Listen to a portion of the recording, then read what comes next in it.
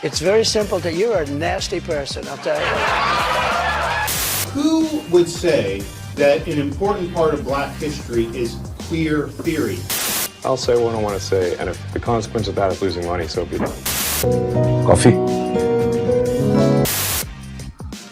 I think I stumbled onto something pretty dang interesting, and I believe that Gavin Newsom crossed a major ethical line. I'll bring that to you. Also, Starbucks got a little bit more woke, but not in this country, somewhere else. Elon Musk says he'll say whatever he dang wants. What's with the banning books rhetoric? And there's a new host in the CNN primetime slot. All that and more coming up on this episode of Daily Caller Live. My name is Jobob. Thanks so much for tuning in. Daily Caller Live starts right now. One. Here we go! That might be the only brown guy on earth named Jobob. That is actually her name, Jobob. Live from the dingy bunker, completely cut off from the outside world, except for you fine folks. My name is Jobob. This is Daily Caller Live. Thanks so much for tuning in on today. It is Thursday, May 18th, the year of our Lord 2023. Am I wearing the same clothes as yesterday? Yes. Is there a reason for it? 100%. Because I feel like for the first time, I think ever, I stumbled onto something that I haven't seen anywhere else and may possibly be breaking a story. And that story, I guess, is this. Now, this is not groundbreaking. Don't get your hopes up on that end. But I did discover something as I was scrolling through. Full disclosure, I was looking at the whole banning the books thing. It's ridiculous. It's just inaccurate rhetoric. I also may have said a couple different places, how come liberals don't know what the word ban means? Because there's a difference between, hey, this is not allowed here and this is banned. When we talk about history and banning, quote unquote, banning books, we're actually talking about the government getting rid of the ability for anybody to have that books. In this case, they're trying to use that verbiage to blame Republicans for banning porn from elementary schools. We'll get to that in a second. This is what I came across that I think is actually a big thing. I believe Gavin Newsom crossed a pretty huge ethical line in a video that he posted on Twitter. Now, I was just scrolling through, and this just happened to come up in my feed. And I thought, listening to it, I thought, this is weird. This is not something. The video is of Ron DeSantis, and Gavin Newsom is running for president. He thinks Ron DeSantis is running for president, and he thinks that they're going to butt heads. So he's trying to attack Ron DeSantis. But I was watching this video, and I thought, this seems not like what Ron DeSantis said, or at least would say. And I watched this video, and it dawned on me, and a light bulb went off. Wait a minute. We covered the video that Gavin is referencing many months ago and explained what DeSantis, actually DeSantis explained for himself what he was saying pretty dang well. But we covered this video a long time ago, and then I went back and watched the Gavin video and saw that Gavin, or his team, whoever, I saw that Gavin Newsom cut up the words that Ron DeSantis said, spliced them together, and made Ron DeSantis then say something completely different, and then argued against it. I know. That's crazy. And maybe some of you people think that that's not necessarily the worst thing in the world. It is. You can't, look, make your dumb arguments. You know, illogical as they may be, Gavin Newsom is allowed to make whatever arguments he wants to make. But if you're running against somebody on the opposite side of the ideological spectrum, you can't just cut up what they say in a video and pass it off as if they said it and then argue against that case.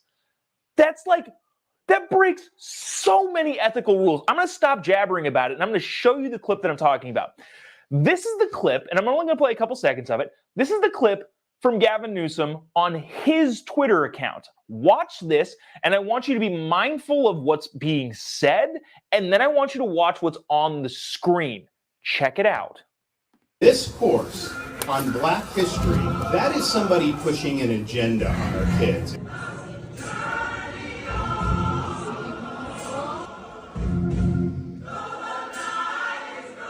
Okay, if you're just listening on the, I want to leave it there for a second. If you're just listening on the podcast and you can't see this, there are a bunch of clips of various civil rights activism and all this sort of stuff, and then it ends on the no colored allowed. So let me replay that really quick. What did Gavin make Ron DeSantis say? Watch it again, and then we're gonna play the entire clip and show you how he chopped it up. Shoot, I'm screwing up here. All right, okay, watch this. What did Gavin Newsom make Ron DeSantis say in this video? And then we're gonna play the clip. Watch it one more time. Check it out. This course on Black history, that is somebody pushing an agenda on our kids. Okay, and the video didn't play, but whatever. Gavin made that video, said, this course on Black history is somebody pushing an agenda on our kids. If that was what Ron DeSantis said, I would be against it. I am a big Ron DeSantis fan. But it's not what he said. Gavin took it out of, this isn't even out of context. Out of context would be something entirely different. This is editing together pieces of a speech to make him say something that he did not say. Now, of course, because I, want to make sure we do a thorough job of this, I brought up the clip and what it actually says. This is the actual clip that Gavin took from saying Ron DeSantis said, Black history is someone putting an agenda on people. Well, let Ron DeSantis explain this. Watch this. This course, so when I heard it didn't meet the standards, I figured, yeah, they may be doing serious. It's way more than that. This course on Black history, what's one of the lessons about? Queer theory. Now, who would say that an important part of Black history is queer theory? That is somebody pushing an agenda on our kids. And so I don't know about you, but I'm dumbfounded by that. A prominent politician in the United States of America outwardly and openly cut up his opponent's speech and pieced it together in such a way that made him sound terrible. And I was telling my wife before I came out here and filmed this, nobody else has seen this. I follow Gavin because I live in Corruptifornia. Get the t-shirts at jobob.me.com. No, jobob.me. That's the website. I follow Gavin, so I see everything that he does in most cases. But in Gavin's world, he's just putting his stuff out to his audience, and he doesn't care whether or not things are true or not. And again, this is the first time I've ever seen something like this, especially, and I've been in politics for a long time. I've never seen anybody that would agree with me on things do this. If they have, I would love to see them, and I would love to call them out just as hard. Look, you can misconstrue words. You can all is fair in the game of politics, except for you can even characterize something that he says. If Gavin wanted to say, Ron DeSantis thinks this, but you can't piece together his footage. Now, after having just listened to this Ron DeSantis clip, let me play that part again where he cuts it. It's way more than that. This course on Black history, Cut. Gavin cuts it right there. Then Gavin does this. This course on Black history, that is. Notice how they cut to a B-roll clip. I can't believe that he just thought this was okay. They cut to a B-roll clip and then cut it further down the video. Somebody pushing an agenda on our kids. This is the worst thing I've ever seen. And I hate to be hyperbolic. I hate to sound like this is just terrible, because yeah, there are things that are terrible, and a lot of times, there are people on my side of the aisle that play the biggest and best. Well, Trump does that. I'm not a hyperbolic person. I just this legitimately is the worst thing I've ever seen in politics. Again, you can categorize things however you want. People get up there and outright lie. I hate it, but I've never seen something this egregious from somebody with this big of an audience. And I honestly don't think anybody's going to pay any sort of price for it. I'm going to try. Honest to God, I'm going to try. I'm going to be in Phoenix the next couple days, doing some stuff with Turning Point. I would love to see if I can get it to Charlie and see if he wants to run with it, because, what I'm saying is get it to a bigger platform at some point. But holy cow, this is wild. And okay, so here's how I got down this rabbit hole too, by the way. This whole banning books thing. We won't spend too long on this, because I feel like I just feel like conservatives need to have this argument in their back pocket. When people say banning books, historically speaking, it's when the government banned books from all of the citizens in that particular country. Yes? Okay. So the question then being posed is, are these states or school districts or whatever municipality banning books from the ownership of the entire society? No. The question then is banning those books, see, now I'm using their effing words. The question then is not allowing those books to be in schools considered banning? No, it is not. In the sense of the words, if you're trying to couch it in the context of historical banning of books, no. For example, is my car allowed on the Disneyland Guardians of the Galaxy ride? No, it is not. It doesn't belong there. Would I go out then and say, well, Disney has banned my car from riding this ride at Disneyland? No. Actually, probably an even better example. Are kids that are under 3 feet tall allowed to ride the Guardians of the Galaxy ride? If you've never been to the Disney parks, it's the old Tower of Terror ride, the elevator. It's a roller coaster type thing. Are kids that are not allowed, are those kids then banned from riding that ride? No, they're just not allowed in this particular area. That's just a bad argument. It's honestly, it's a misunderstanding of what quote unquote banning books is. If you look back through history and you see some of the egregious attempts by governments to ban books, it's for the entirety of the people. Schools do not have to accept everything that comes their way. You want to talk about quote unquote banning books? I guarantee you, I could write a book pretty easily that would not be allowed in schools. Now, is that somebody banning the book? No, because you could purchase it, your neighbor could purchase it, other people could purchase it, but the school says, hey, maybe we don't want that here because it's incredibly graphic, and I can't believe you wrote that, Jobob. It's as simple as that. This is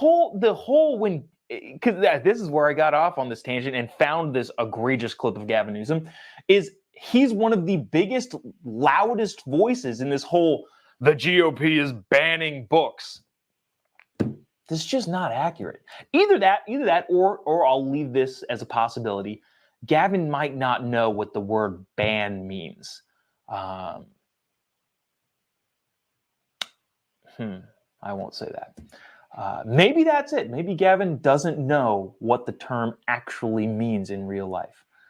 But anyways, you're going to hear a lot of that stuff coming up. Republicans are banning books. Like, okay, can you buy the book? Yes? All right. Well, then it's not quote unquote banned, you dum-dum. It's just that schools don't have to admit every publication that comes into their orbit.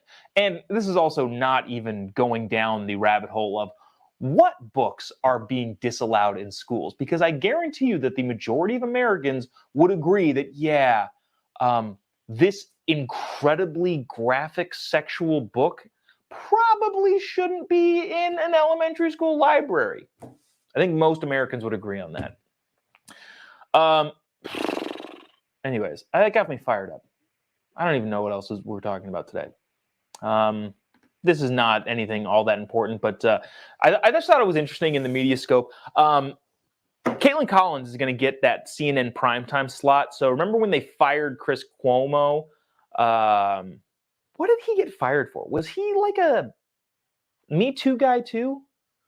Or was he like the Andrew Cuomo's brother? They were like playing off each other, or like they knew he kept secret information private. I don't remember. Anyways, that slot, that 9 p.m. Eastern slot, has been vacant since he's been gone. Since he's been gone. Jeez. So that slot has been vacant, and they're filling it with Caitlin Collins. Now, the thing that I think is interesting about this is they clearly knew that was going to take place before the CNN town hall with Donald Trump. And I think what they were hoping for is that she would come off as, again, she wasn't going to be enveloped by the Trump, the mega Republicans. I know it's MAGA, but because Joe Biden can't figure out how to say MAGA and he keeps saying mega Republicans. Anyways, CNN knew they weren't going to get her just embraced entirely by the mega Republicans. But they did probably want to make her look good, and they did not set her up for success, which is kind of interesting because I would imagine that they planned the release of this coincidentally immediately after she was supposed to do that town hall. And because I'm, I don't know, a child who wants to eat candy all the time, we're going to play my favorite clip from that pretty terrible town hall. Watch this. I think is why you held on to those documents when you knew the federal government was seeking them and then had given you a subpoena to return them. Are you ready? Are you ready? Can I talk? Yeah, what's you the mind? answer? Do you mind? I would like for you to answer the question. Okay, it's very simple to answer. That's why I asked it. It's very simple to, you're a nasty person, I'll tell you. Bottom line is it did not go super well for Caitlin, but yet nevertheless, she will get that coveted primetime CNN slot, and we'll see how that goes. Moving on to this, I thought this was interesting too.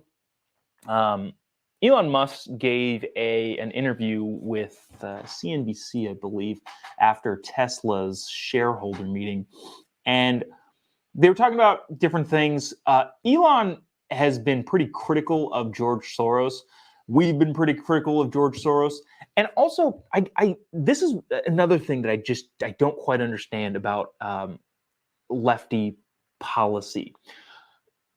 Criticizing a person that is part of a group does not mean that you dislike the group. I feel crazy that we have to say this, but I criticize George Soros, and everybody criticizes George Soros. Because Elon criticized George Soros, and George Soros happens to be Jewish, there's a huge swath of the internet and the media people saying that Elon Musk is an anti-Semite. What? Like, that's silly. That's childish. In the same way of like, I don't know, if you criticize Maxine Waters, who is an idiot who happens to be black. She's not an idiot because she's black. She's just an idiot who happens to be a black woman. That does not mean I'm a sexist, racist person. That just means Maxine Waters says some dumb, idiotic things, and regardless of her skin color or gender, it's still dumb. And at the same time, wow, I'm going off with so many caveats. Byron Donalds, I've talked to Byron several times. He is a smart dude. He also just happens to be black. It has nothing to do with whether or not I think he's smart or not. He just is a smart person. Yeah, I don't know. Anyways, all that being said, Elon, because he criticizes George Soros, who has a ton of bad ideas and could arguably be said is ruining the country from the DA office, and all of those, we don't need to get into the intricacies of that.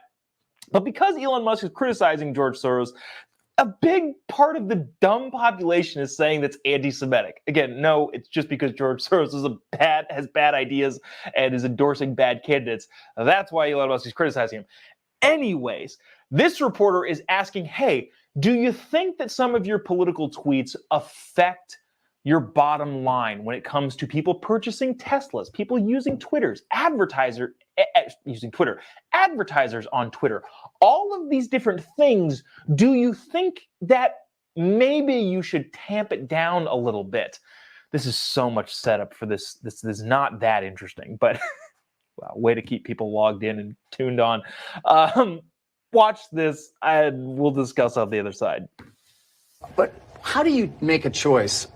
You don't see, I mean, in terms of when you're going to engage. I mean, for example, even today, Elon, you tweeted this thing about George Soros.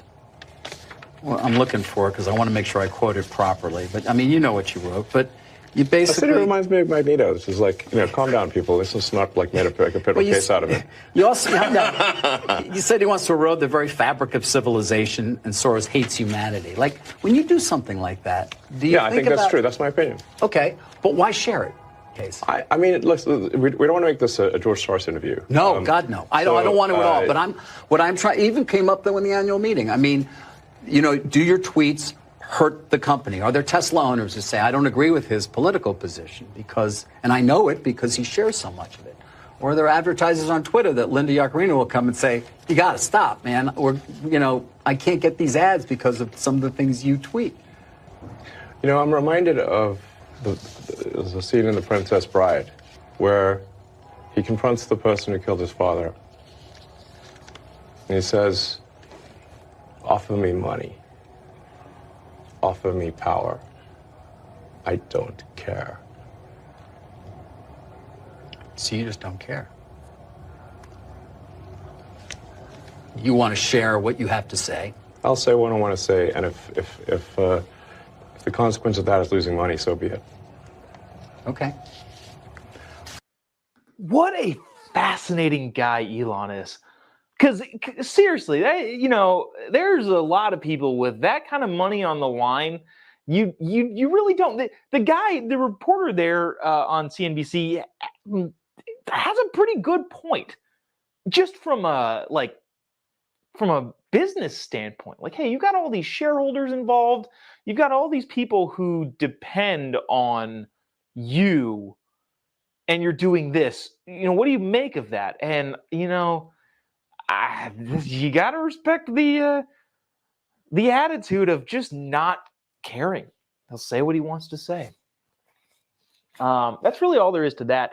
I did want to get to this because I think that this is another interesting thing making the rounds on the social medias. This is Starbucks. Do you remember the Pepsi commercial? What was that? It was a Super Bowl commercial, like 2019, 2018 or something like that, where Kendall Jenner hands the Pepsi across the picket line and everybody celebrates. Like, hooray, we fixed all the world's problems because the supermodel gave us a sugar water can.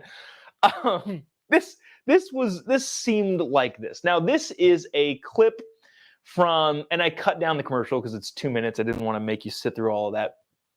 This is a commercial from Starbucks in India, and it is, I think, less catered to people in India and more a testing ground to see whether this sort of marketing is going to benefit or hurt them in the United States.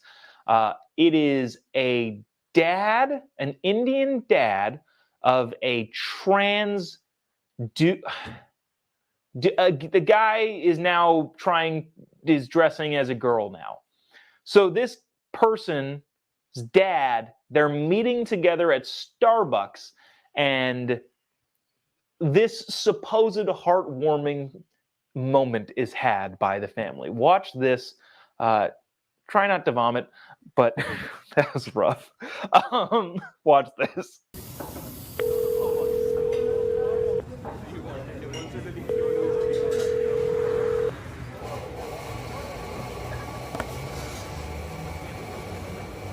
सुनो, इस बार गुस्सा मत होना please. Coffee?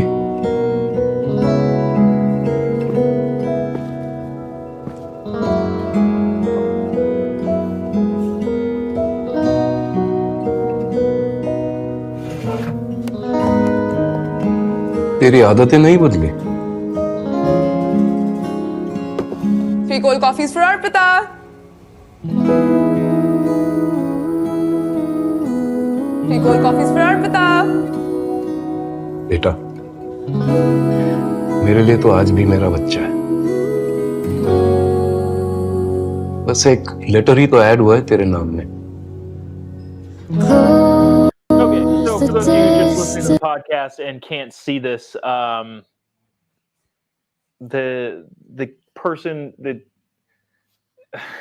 dude masquerading as a girl, her father doesn't accept her. Him, her. Dang it, this is so confusing. The father is not accepting, and but because they're at the peacemaking Starbucks, the dad orders the coffee using the girl name that the dude is now going by. Look at that. Here's we don't need to get too far into this. Aside from the just grandiose position that Starbucks, the pedestal that they put themselves on, of look at us, look at how we are bringing people together. I think this is going to get really interesting over the next couple years. Just from a statistical and factual basis, I happen to, I don't want to say know quite a bit, but I happen to be around people in the mental health space, and they are pretty adamant, for the most part, that, hey, let's look at some reality here. Obviously not your woke people in that space. They're nuts. But the ones who recognize human nature and reality are looking at these types of situations and going, okay, so what pro-trans activists are claiming is that trans people need to transition in order to help their discomfort / mental depression, and if they don't transition, they will do self-harm. But if they do, we can stop that. Statistically speaking, that doesn't work.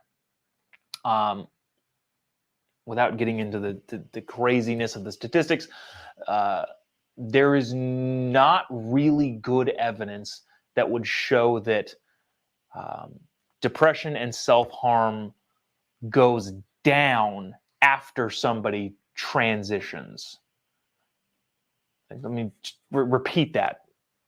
Just because somebody transitions doesn't mean the depression and self-harm, which is terrible and sad, goes away. And so that being said, this idea of corporate companies, people, media type, pushing this whole idea of, look, why don't you just accept it? Doesn't seem like it's going to do those affected by the trauma-induced trans response. I don't know if I'm saying that exactly correctly. It isn't going to do them any good in the long term. And I'm not, people deserve to be treated fairly. I'm not going to mistreat somebody, but at the same time, allowing somebody to do things to their life that is going to affect them permanently and also not proven to help any of the underlying problems doesn't benefit those people. And I would say that anybody actually caring would take the time to get to know the person and try to sort out all of those underlying problems, because there's a lot of the mental health community that thinks that a lot of mental disorders are sparked by some sort of trauma experienced at some point. And this is not uncommon, right? Soldiers coming back from war suffer post-traumatic stress disorder, which I don't think you're allowed to say disorder anymore. I don't know. PTSD. It's a normal, common thing. And in the same way that I hope those troops get any of the mental help that they need to overcome that post-traumatic stress life, I would hope that trans people could get that too. And so what I mean to say is, watching these types of videos, I think the attempted effect that it's supposed to have on the viewer is, oh, well, look at how easy and great that this could be. But I think the big thing missing is that nobody has addressed the underlying problems that put everybody, well, in this particular situation, in that situation to begin with. And ignoring those underlying problems that don't go away just because you've decided to dress differently, that's the cruel part. Ignoring them, not addressing them, and allowing that person to continue putting some surfacey level Band-Aid on what clearly is some deep-seated trauma is not helping anybody. And so, yeah, Starbucks, I know what you're trying to do. I understand that. And honestly, I don't even know if it's mostly a woke thing or it's just this whole like, hey, let's all kind of get together on this. It's just stuff like this, and the more widespread that you quote unquote just accept things without really digging into the root causes and trying to fix that, is not going to make the situation any better. It's the same thing, building a house on a rotten foundation. You can fix the house all you want. You can modernize it. You can redo the kitchen. But at the end of the day, the foundation sucks, and you got to fix the foundation. God dang, this is way more deep than I think I wanted to go here. I just thought it was kind of an interesting take on the Starbucks thing. It starts with Arpita. What is that? What's that last thing is on? It starts with your name, Starbucks. Again, I understand what they're trying to do, and I genuinely think, and this is not like a trying to drive the partisan needle, I genuinely think they're doing more harm than good. And I say that as a caring person that cares about people that need desperately some sort of help. Wow. All right. Well, way to end that on a down note. But appreciate you sticking around, tune again. If you haven't already, give me a follow on any of your social media accounts. Just type in JOBOB. You'll be able to find me pretty much anywhere. If you're wondering why I'm wearing the same outfit, that's because it's later on in the day on Wednesday. Yes, we recorded this the night before because what time is it? What time? Shoot. There was no use in me looking at my watch. I will be on a plane by the time this is airing. Well, actually, when this actually about right now in the show, judging 34 minutes, I will have been in the air for about 5 minutes. Wow, glad we solved that. So yes, but we will be live tomorrow from Phoenix in the morning, same time, different place. Appreciate you sticking around, tuning in. If you find that Gavin Newsom stuff compelling, we're going to chop that up into a shorter, more shareable thing. So would appreciate you going and finding that video and sharing that, because again, I think Gavin crossed a huge line and needs to be held to some sort of account for that. So yeah. All right. Anyways, appreciate you sticking around, tuning in. See you tomorrow. God bless America.